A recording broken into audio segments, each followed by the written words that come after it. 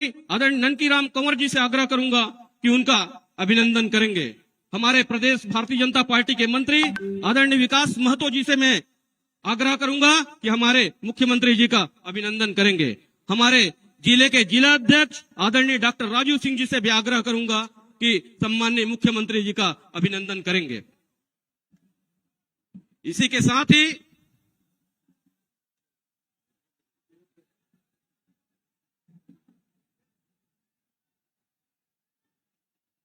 सभी से आग्रह है कि अपने अपने स्थान में बैठ जाएं और जो सामने में खड़े हुए हैं सभी अपने अपने स्थान में बैठ जाएं, पीछे वालों को दिख नहीं रहा है। अब मैं सीधे आज की इस जनसभा को उद्बोधन की ओर ले जाते हुए आगे की ओर ले जाते हुए हमारे सम्माननीय कैबिनेट मंत्री आदरणीय लखनलाल देवांगन जी से आग्रह करूंगा कि वे आए और हम सबको संबोधित करें। आदरणीय लखनलाल देवांगन जी।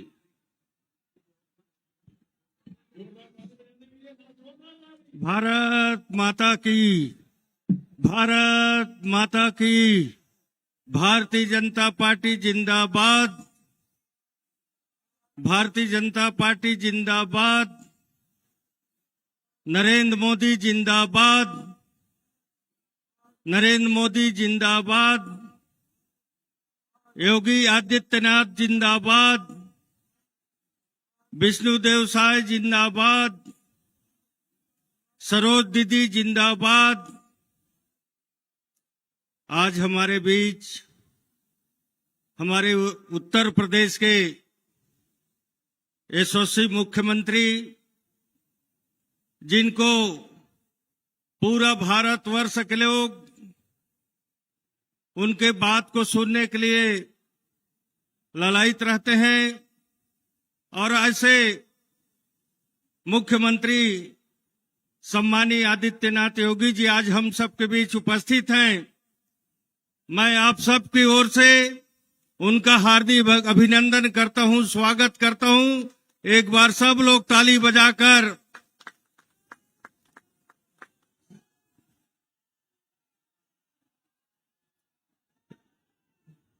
साथ ही हमारे इस लोकसभा के लोकप्रिय प्रत्याशी हम सबके नेत्री सम्मानीय दीदी सरोज पांडे जी भी हम सबके बीच उपस्थित हैं।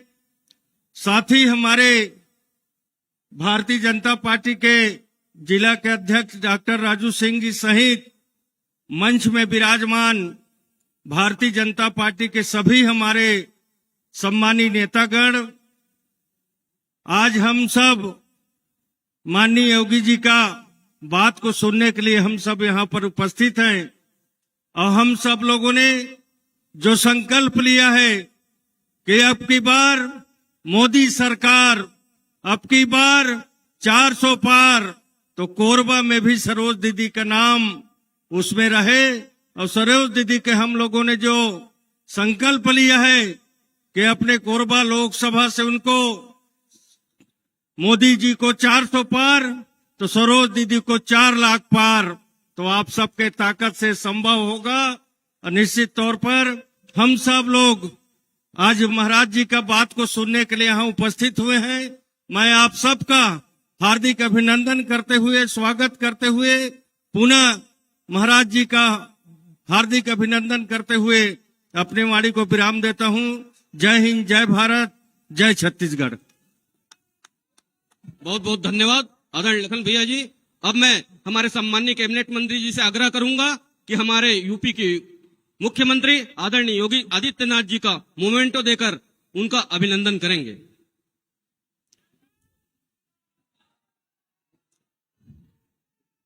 बोलो जय जय श्री राम, जय जय श्री राम, जय जय श्री राम, जय जय श्री राम, जय जय श्री राम। अब स्वागत उपरांत मैं हमारे सम्माननीय लोकप्रिय प्रत्याशी हमारी छत्तीसगढ़ की बेटी आदरणीय सरोज दीदी जी से मैं आग्रह करूंगा कि आए और हम सबकी आज इस जनसभा को संबोधित करें। आदरणीय सरोज दीदी जी।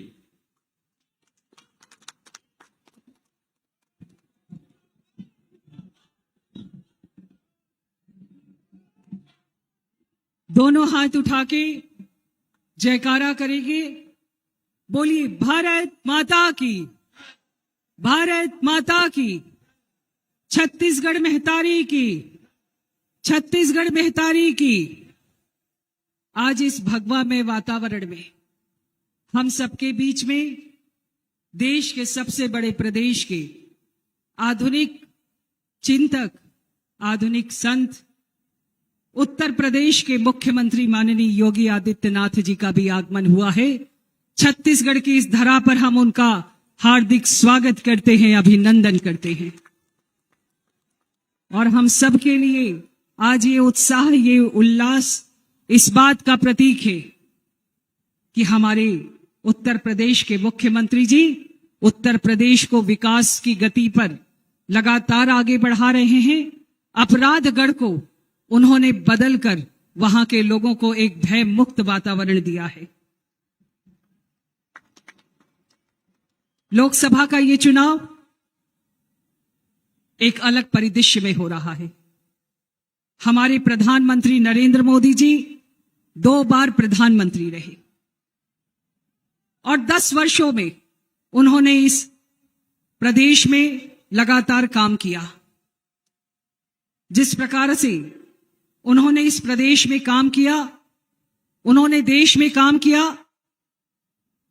माननीय प्रधानमंत्री जी ने गरीबों की चिंता करी, गरीबों के लिए योजनाएं बनाई और लगातार 10 वर्षों तक देश को आगे बढ़ाने का काम किया। लेकिन विपक्ष लगातार आक्रमण करता रहा। इतने लंबे अंतराल बीत गए। कोरबा लोकसभा क्षेत्र आज भी देश के 100 आकांक्षी जिलों में इसकी गिनती होती है, जबकि यहां पर लगातार कांग्रेस को हमेशा यहां से वोट मिलता रहा, वो यहां के सत्ता पर काबिज रहे। लेकिन आज भी कोरबा लोकसभा को आकांक्षी लोकसभा में गिना जाता है। यह दुर्भाग्य की स्थिति है और इस स्थिति को बदलने के लिए हम सब कार्यकर्ता सहित कोरबा लोकसभा क्षेत्र की जनता इस बार भारतीय जनता पार्टी को विजयी बनाएगी, ऐसा मेरा मत है। हमारे प्रधानमंत्री जी ने घोषणा करी कि जो झुग्गी झोपड़ी के लोग हैं वो सभी झुग्गी झोपड़ी के लोगों को पक्का मकान मिलेगा। पक्का मकान, झोपड़ी की जगह पर पक्का मकान देने का वादा हमारे संकल्प पत्र में है। और ये संकल्प पत्र में किया हुआ हमारा संकल्प है कि झोपड़ी नहीं मकान देंगे। और अभी तक कांग्रेस पार्टी ने लगातार केवल झोपड़ी दी है और वो झोपड़ी पर भी पट्टा नहीं मिला है। कोरबा में लगातार जिन लोगों को पट्टे की जरूरत थी वो पट्टा नहीं मिला है। मुझे लगता है कि जब हम विकास की बात करते हैं तो कोरबा विकास में शून्य है।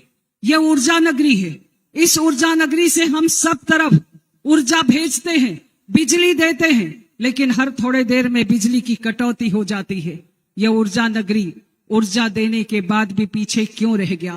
कांग्रेस की जो सांसद है पिछले 5 साल में कहीं नहीं निकली। और कांग्रेस की सांसद ने एक इंटरव्यू दिया और उस इंटरव्यू में उन्होंने कहा कि हमारे कांग्रेसी भ्रष्टाचार करते हैं, मैं नहीं करती। ये मैं नहीं कहती, ये कांग्रेस की सांसद ने कहा है। जब कांग्रेस की सांसद स्वयं कहती है कि कांग्रेसी भ्रष्टाचारी हैं और पिछले लगातार लोकसभा क्षेत्र का प्रतिनिधित्व करते हुए भी सांसद के कार्यकाल में 2 कलेक्टर जेल के अंदर गए हैं, भ्रष्टाचार में अंदर गए हैं। कांग्रेस को इस बात का जवाब देना चाहिए।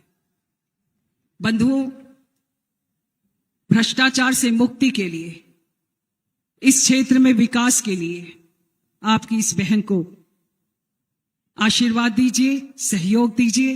मैं ऐसा आप सबसे निवेदन करती हूं और आप सब, हम सब मिलकर अपने इस कोरबा लोकसभा का विकास करेंगे। और हमारे देश के प्रधानमंत्री जी ने 2047 में विकसित भारत की कल्पना की है। इस विकसित भारत के साथ में कोरबा में विकसित कोरबा बने, हम ये संकल्प के साथ आज यहां से जाएंगे और आने वाले 7 मई को कमल फूल का बटन दबाकर आपकी इस बहन को आशीर्वाद दें। इस निवेदन के साथ मैं अपनी वाणी को विराम देती हूं। धन्यवाद। जय भारत, जय छत्तीसगढ़। बोलो जय जय श्री राम। अब मैं जय जय श्री राम के नारे के साथ में हमारे हिंदुत्व के ध्वजवाहक आदरणीय उत्तर प्रदेश के मुख्यमंत्री आदरणीय योगी आदित्यनाथ जी को मैं सादर आमंत्रित करता हूं कि आज की जनसभा को संबोधित करेंगे। बोलो जय जय श्री राम, जय जय श्री राम, जय जय श्री राम। भारत माता की, भारत माता की, भारत माता की। वंदे वंदे वंदे। छत्तीसगढ़ महतारी की, छत्तीसगढ़ महतारी की। भगवान बिरसा मुंडा की, भगवान बिरसा मुंडा की। 2024 के लोकसभा चुनाव कोरबा संसदीय क्षेत्र से भारतीय जनता पार्टी की लोकप्रिय प्रत्याशी सुश्री सरोज पांडे जी, छत्तीसगढ़ शासन के मंत्री श्री लखनलाल देवांगन जी, पूर्व मंत्री श्री ननकीराम कौर जी, भारतीय जनता पार्टी के प्रदेश के मंत्री श्री विकास महतो जी, जिला संगठन प्रभारी गोपाल साहू जी, जिला अध्यक्ष श्री डॉक्टर राजीव सिंह जी, लोकसभा के सहसंयोजक श्री मनोज शर्मा जी,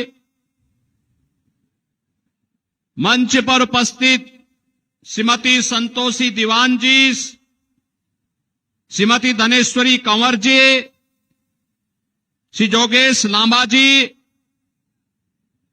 श्री अशोक चावलानी जी, श्री ज्योतिनंद दुबे जी, भारतीय जनता पार्टी के सभी पदाधिकारीगण, भारी संख्या में छत्तीसगढ़ की ऊर्जा नगरी के रूप में विख्यात कोरबा के सभी उपस्थित बहनों और भाइयों, आज प्रातः जब मैं उत्तर प्रदेश की राजधानी लखनऊ से रायपुर के लिए प्रस्थान किया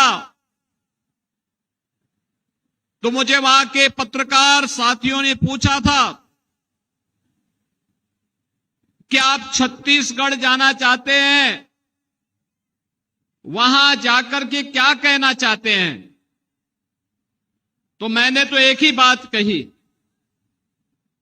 और बहनों भाइयों मैंने कहा कि छत्तीसगढ़िया सबसे बढ़िया। लोगों ने कहा कैसे? मैंने कहा बताओ कौन ऐसा व्यक्ति होगा जिसको ननिहाल अच्छा न लगता हो? और ये छत्तीसगढ़ तो हम उत्तर प्रदेश वासियों के लिए ननिहाल जैसा है। भगवान राम का ननिहाल है, माता कौशल्या का मायका है और इसीलिए तो 500 वर्षों का इंतजार समाप्त करके जब अयोध्या में प्रभु राम फिर से विराजमान हुए हैं तो सबसे अधिक उल्लास और उमंग अगर कहीं पर था तो छत्तीसगढ़ की धरती पर था।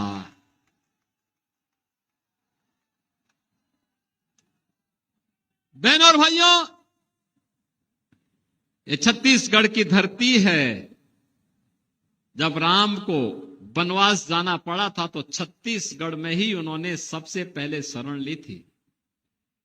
और बहनों और भाइयों, एक संकल्प ऋषि मुनियों को, समाज के सज्जन प्रवृत्ति के लोगों को निस्सरहीन करहो मही भुज उठाए प्रण कीन के संकल्प के साथ इसी छत्तीसगढ़ की धरती का एक सिंहनाद भारत को राम राज्य की ओर ले जाने के लिए प्रभु राम ने किया था। और इसलिए भाइयों बहनों, आज जब हम लोग यहां पर आए, तीसरे चरण में आपको चुनाव करना है। आपको देखना होगा, पिछले 10 वर्ष में आपने मोदी जी के नेतृत्व में बदलते हुए भारत को देखा है। एक ऐसा भारत जिसका दुनिया के अंदर सम्मान बढ़ा है, एक ऐसा भारत जिसकी सीमाएं आज सुरक्षित हैं, एक ऐसा भारत जो आतंकवाद के सामने, नक्सलवाद के सामने घुटने नहीं टेकता है, बल्कि उसका मुंह तोड़ जवाब देकर के उसको नेस्तनाबूद करने की मादा रखता है। एक ऐसा भारत जो अपने नागरिकों को सुरक्षा भी देता है तो संरक्षण भी देता है, विकास के बड़े बड़े कार्य लेके आता है, highway, railway, expressway, IIT, IIM, AIIMS, 1 district 1 medical college, हर घर नल की योजना, ये भारतीय जनता पार्टी की पहचान बन रही है। भारतीय जनता पार्टी सरकारों की पहचान बन रही है। और गरीब कल्याणकारी योजनाओं की तो कोई सानी नहीं। याद करिए 2014 के पहले सरोज जी भी सांसद थी और लगातार छत्तीसगढ़ की आवाज संसद में उठाती थी कि छत्तीसगढ़ में हमें विकास चाहिए। भूख से लोग देश के अंदर मरते थे कांग्रेस की सरकार के समय, किसान आत्महत्या करता था, नौजवान पलायन करता था, बेटी और व्यापारी असुरक्षित थी और देश के अंदर आतंकवादी कहीं भी घुसपैठ करके बम विस्फोट कर देते थे। आज तो क्या स्थिति मोदी जी ने बनाई, कहीं पटाखा भी जोर से फटेगा तो पाकिस्तान पहले सफाई देता कि हमारा हाथ नहीं है, क्योंकि उसे मालूम है ये नया भारत है। अगर कहीं गलती से भी पाकिस्तान का हाथ सामने आया तो भारत की बहादुर सेना पाकिस्तान के अंदर घुस करके मारेगी और पाकिस्तान को फिर जवाब देते हुए नहीं बनेगा। बहनों और भाइयों, देश के अंदर एक समय था, कांग्रेस के समय जनता भूखों मरती थी, और इधर मोदी जी के समय में और भाजपा की सरकार के समय तो छत्तीसगढ़ में फ्री में चावल, और मोदी जी पिछले 4 वर्ष से 80 करोड़ लोगों को फ्री में राशन की सुविधा का लाभ दे रहे हैं। पूरे देश के अंदर फ्री में राशन की सुविधा। अब तुलना करिए, कांग्रेस के समय भूखों मरते थे। 1947 में भारत से बड़ी ठसक के साथ पाकिस्तान अलग हुआ था। वे समझता था कि अलग होकर के हम लोग बहुत धनवान हो जाएंगे। आज आप देख रहे होंगे भारत 80 करोड़ लोगों को फ्री राशन दे रहा है और पाकिस्तान की 23 करोड़ की आबादी है, वे भूखों मर रही है। पाकिस्तान में भूखों मर रहे हैं लोग। बहनों और भाइयों, 60 करोड़ लोगों को देश के अंदर 5 लाख रुपए की स्वास्थ्य बीमा का आयुष्मान भारत का कार्ड, यह भारतीय जनता पार्टी और प्रधानमंत्री मोदी जी की देन है। जो कांग्रेस के लोग कह रहे हैं कि कांग्रेसी तो कमीशन खाने के आदी हैं, उनकी कमीशन खोरी को मोदी जी ने पूरी तरह लगाम लगाने के लिए ही गरीबों के जनधन अकाउंट खोल दिए कि दिल्ली से कोई पैसा भेजेंगे, रायपुर से कोई पैसा मुख्यमंत्री जी भेजेंगे तो पैसा सीधे अकाउंट में जाएगा, बीच में कोई कांग्रेसी दलाल उसमें डकैती नहीं डाल पाएगा। 12 करोड़ गरीब किसानों को प्रधानमंत्री किसान सम्मान निधि का लाभ,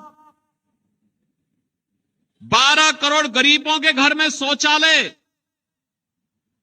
10 करोड़ गरीब महिलाओं को आर्थिक स्वावलंबन के साथ जोड़ते हुए महिला स्वयंसेवी समूहों के सशक्तिकरण का कार्य, और 10 करोड़ गरीब परिवारों को रसोई गैस का फ्री का कनेक्शन उपलब्ध करवाने का कार्य हो। देश के अंदर 4 करोड़ गरीबों को एक एक पक्का मकान प्रधानमंत्री आवास योजना का मिला, उत्तर प्रदेश में हमने 56 लाख गरीबों के मकान बना दिए, लेकिन छत्तीसगढ़ में भूपेश बघेल की कांग्रेस की सरकार ने एक भी गरीब का मकान नहीं बनाया। आज भारतीय जनता पार्टी की विष्णुदेव साय की सरकार ने कहा है, मोदी जी ने आश्वासन दिया है और उन्होंने 18 लाख गरीबों के लिए मकान के कागज तैयार कर दिए। चुनाव के बाद उन 18 लाख गरीबों को एक एक आवास उपलब्ध होने जा रहा है। बहनों और भाइयों, 2.5 करोड़ गरीबों के घर में बिजली के फ्री के कनेक्शन, ये मोदी जी की गरीब कल्याणकारी योजनाओं का हिस्सा है। एक तरफ फ्री में राशन और दूसरी तरफ कांग्रेस क्या करती थी? कांग्रेस ने तो घोटाले पे घोटाले, शराब का घोटाला, कोयला का घोटाला, पब्लिक सर्विस कमीशन का घोटाला, और तो घोटाले थे, गोबर में भी घोटाला कांग्रेस ने यहां कर दिया। गोबर का भी घोटाला कर दिया। भगवान को भी नहीं छोड़ा, भगवान को भी नहीं छोड़ा। बहनों और भाइयों, महादेव ऐप के नाम पे भी घोटाला कर डाला। और तो और इनकी मति कैसे मारी गई थी, इनका दोहरा चरित्र तो देखो। आप मुझे बताओ, जब राम मंदिर का आंदोलन चल रहा था, हम कहते थे रामलला हम आएंगे, मंदिर वहीं बनाएंगे, और कांग्रेस के लोग उस समय सुप्रीम कोर्ट में क्या एफिडेविट दे रहे थे? कह रहे थे राम हुए ही नहीं। और जब अयोध्या में मोदी जी के प्रयास से रामलला फिर से विराजमान हो गए, अब कांग्रेस के लोग कहते राम तो सबके हैं। बोल रहे हैं ना बहनों और भाइयों? क्या अयोध्या में राम मंदिर का निर्माण कांग्रेस के लोग कर पाते क्या? मैं पूछना चाहता हूं, क्या कांग्रेस के लोग कर पाते क्या? क्या ये सुरक्षा का माहौल जो देश के अंदर बना है, क्या ये कांग्रेस के लोग कर पाते क्या? क्या गरीबों को राशन की सुविधा का लाभ कांग्रेस के लोग दे पाते क्या? बहनों और भाइयों, न ये सुरक्षा दे सकते हैं, न सुशासन ला सकते हैं, न गरीब कल्याण का कार्य कर सकते हैं, न विकास की बड़ी परियोजनाओं को ला सकते हैं। इनका तो नक्सलवाद के साथ भी इनका आंतरिक समझौता था। किस हद तक समझौता था बहनों और भाइयों? कैसे लोग सांठ गांठ करते थे, ये किसी से छुपा हुआ नहीं है। आपने इनके कार्यों को देखा होगा। जिन नौजवानों के हाथों में टैबलेट होना चाहिए था, जिन नौजवानों के हाथों को रोजगार होना चाहिए था, कांग्रेस की सरकारों ने इनके हाथों में तमंचे पकड़वा दिए। और बहनों और भाइयों, उन्हें समाज और राष्ट्र की मुख्य धारा से हटाने का कुत्सित प्रयास भी कांग्रेस ने किया। कांग्रेस युवाओं के भविष्य के साथ खिलवाड़ करती है, समाज को आपस में बांटने का कार्य करती है, और जब ये लोग कुछ नहीं कर पाते तो मोदी जी को गाली देने लगते हैं। आखिर मोदी जी के लिए तो पूरा देश ही उनका परिवार है। 140 करोड़ लोग उनका परिवार है। मोदी जी तो पूरे समर्पित भाव के साथ 140 करोड़ लोगों की सेवा करने के लिए पूरी तत्परता के साथ कार्य कर रहे हैं, और इसीलिए तो पूरे देश के अंदर एक आवाज गूंज रही है। एक आवाज है देश के अंदर। पहले चरण का मतदान हो गया है। 102 लोकसभा सीटों पर जो चुनाव हुए हैं, बहनों और भाइयों, 102 लोकसभा सीट पर एक ही आवाज है, और वह आवाज है फिर एक बार, फिर एक बार, फिर एक बार, और अब की बार 400 पार। 400 पार के लिए कोरबा लोकसभा सीट पर भी कमल छाप को जीत करके जाना है। बहनों और भाइयों, इसीलिए भारतीय जनता पार्टी ने एक तेज तर्रार, सुशिक्षित राष्ट्रीय नेता को कोरबा में अपना भारतीय जनता पार्टी का प्रत्याशी बना करके जनता की सेवा के लिए आपके बीच में उतारा है। विकास हो, गरीबों का कल्याण हो, दिल्ली और रायपुर से जो पैसा आए वह विकास के लिए लगे, गरीब के लिए जाए, किसानों के लिए जाए, महिलाओं के उत्थान में लगे, और साथ साथ योजनाओं का लाभ यहां पर बिना भेदभाव के सभी लोगों को प्राप्त हो। इसके लिए भारतीय जनता पार्टी ने सुश्री सरोज पांडे जी को आपका प्रत्याशी बना करके, भारतीय जनता पार्टी के प्रत्याशी बना करके आपके बीच में उतारा है। और इसीलिए मैं आपसे अपील करने के लिए उत्तर प्रदेश से आया हूं, अयोध्या की धरती से मैं स्वयं आया हूं आपके बीच में। लखनऊ में भी, उत्तर प्रदेश में भी चुनाव चल रहे हैं। 80 लोकसभा सीट है। पहले चरण में 8 सीटों पर चुनाव हो चुके हैं, दूसरे चरण में होने जा रहे हैं अभी 26 को 8 सीटों पर, और तीसरे चरण में 10 सीटों पर फिर चुनाव होने हैं। लेकिन फिर भी हमने कहा नहीं, कोरबा तो जरूर जाएंगे एक बार। और बहनों और भाइयों, इसीलिए कोरबा आए हैं, प्रभु राम की धरती का संदेश लेकर के आए हैं, और ननिहाल के लोगों को बताने के लिए आए हैं कि अब अयोध्या में रामलला आ गए हैं, निश्चिंत रहिए, राम राज्य की स्थापना मोदी जी के नेतृत्व में होने जा रहा है। इसके लिए आत्मनिर्भर भारत चाहिए, इसके लिए विकसित भारत चाहिए, और विकसित भारत के लिए मोदी जी फिर से चाहिए। और मोदी जी के लिए आवश्यक है कि कोरबा लोकसभा सीट में भी कमल छाप कि प्रत्याशी के रूप में सुश्री सरोज पांडे जी भारी बहुमत से विजयी बनकर के जाए। सहमत हैं? सभी लोग सहमत हैं? लेकिन बहनों और भाइयों, आपको एक काम करना पड़ेगा इसके लिए। मोदी जी का प्रतिनिधि बन करके और सरोज पांडे जी का प्रतिनिधि बन करके घर घर जाना होगा, एक एक वोट को मतदान केंद्र पर ले जाना होगा। जब 7 मई को चुनाव होंगे तो इस कार्य को करना होगा। सहमत हैं? सहमत हैं? जाएंगे, भाजपा को जिताएंगे, कमल खिलाएंगे। बहनों और भाइयों, अगर आप सहमत हैं तो भारत को दुनिया की कोई ताकत अब रोक नहीं पाएगी, यह मैं विश्वास के साथ कह सकता हूं। और इसलिए मेरे साथ आप बोलेंगे, भारत माता की, भारत माता की, भारत माता की। बहुत बहुत धन्यवाद। बोलो जय जय श्री राम, जय जय श्री राम। निश्चित ही आज की इस विशाल जनसभा